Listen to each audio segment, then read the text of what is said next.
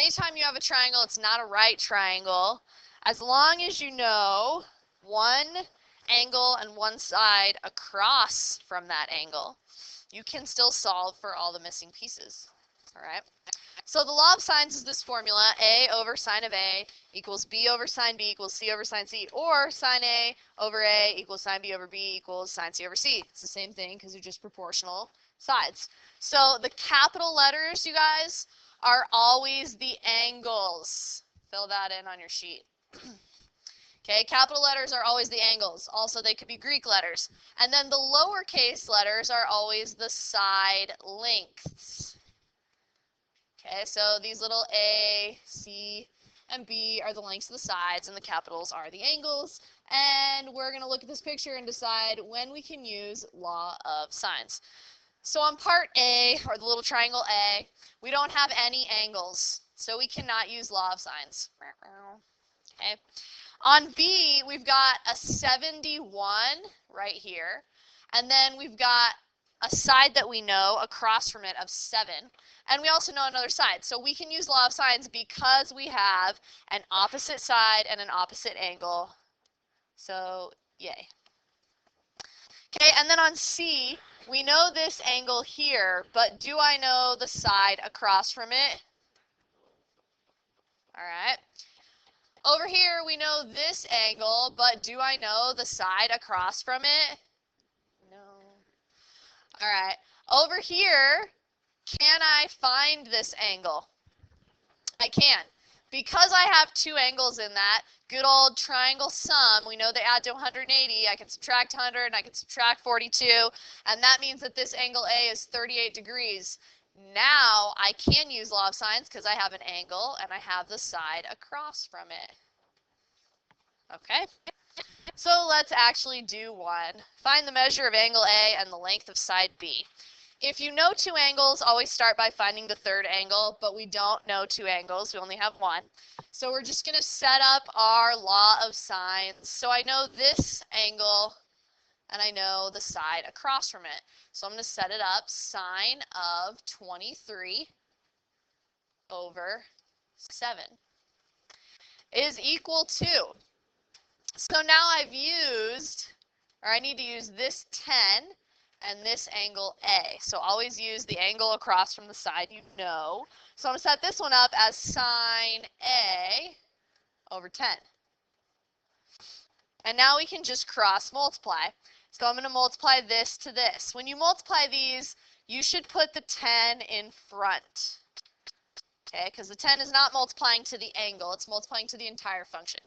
And then I'm multiplying 7 times sine A, and you should put the 7 in front. Before you plug into your calculator, isolate the sine function. So I'm going to divide by 7 because I'm trying to get the A by itself, and I'm going to divide by 7. So everybody go to your calculator and make sure you're in degrees. If you're in radians, you're going to have a problem. All of these should be in degrees. And then plug that in. 10 sine 23 divided by 7, and let's see what we get. If you don't have a calculator, go grab one. All right. So now I got 0.558 equals sine of A. So I still have not completely isolated this A right here. I need to get rid of the sine. So I'm taking the inverse sine of this and the inverse sine of this. It is very important that you put it in the front, and you have to show this step of basically what you're plugging in. So if you don't show this step, that's fine. But I do want to see that you plugged in inverse sine of that answer. By the way, on your calculator, you can use second answer, and it plugs in this entire thing instead of the rounded version. Okay, and that would be better. So you get 33.931 degrees.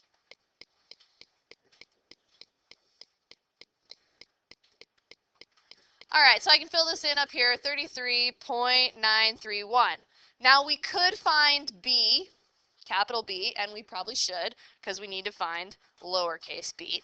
And so we find it by triangle sum. So I'm just going to do 180 minus what we just got, 33.931 and minus 23, and that's going to give me this angle B, which is 123.069 degrees. All right. Now we set up another proportion. Start with the one that you originally started with, okay? So I'm going to start with sine 23 over 7, because I know it's not wrong, because I'm not using a previous answer. Okay, then I'm going to go with sine of the angle that I just found up top, 123.069, over B. Thank you. Okay, so I'm going to cross multiply. Put the B in front here. So I have B sine of 23 equals, put the 7 in front here, 7 sine of 123.069. And I'm going to divide this time by the entire trig function. You don't have to do any inverse sine on this one. You just divide by sine 23. And we divide by sine 23. And you can plug this whole thing into your calculator all at one time, and I want you guys to try it. 7 sine 123.069 divided by sine 23, and tell me. All right, you guys get 15.013.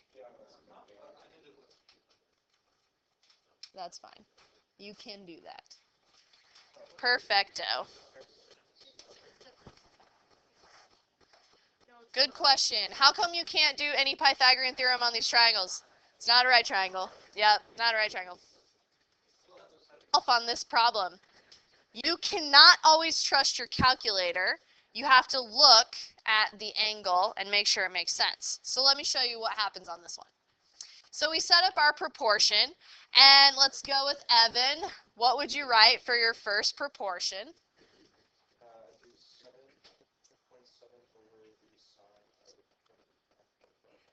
All right, so you're going to do it this way, which totally works. 7.7 over the sine of 21.55 equals. Okay, we want to find angle C. So Harrison, what should I set it equal to if I want to find this angle? I probably do 28 over sine C. I agree with you. All right.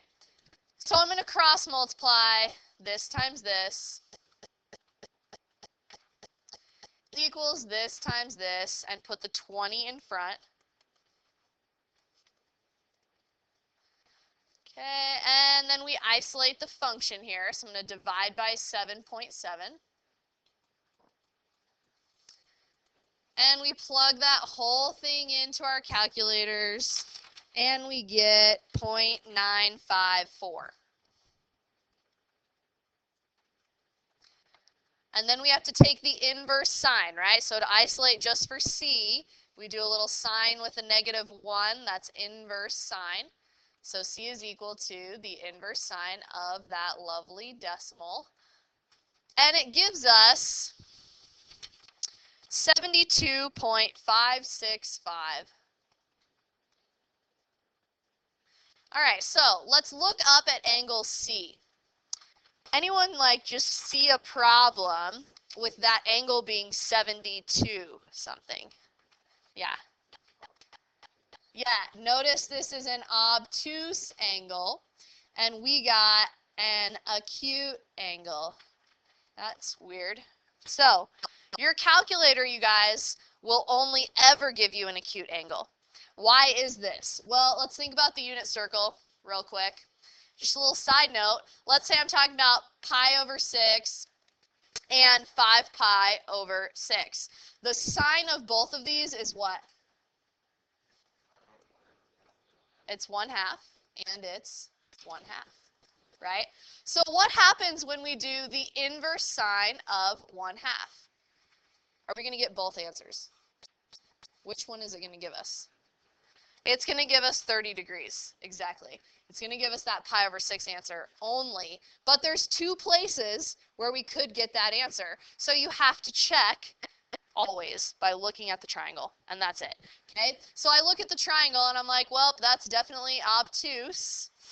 And so how can I find it? All we have to do is 180 minus this angle, and it gives us the correct one. All right, so 180 minus that, and we get 107.435. So just make sure you don't always fully trust your calculator, and that then you look at the picture and check and see if it's obtuse. Make sense? 180 minus. Yep. All right, you guys, we're going to try one whiteboard problem.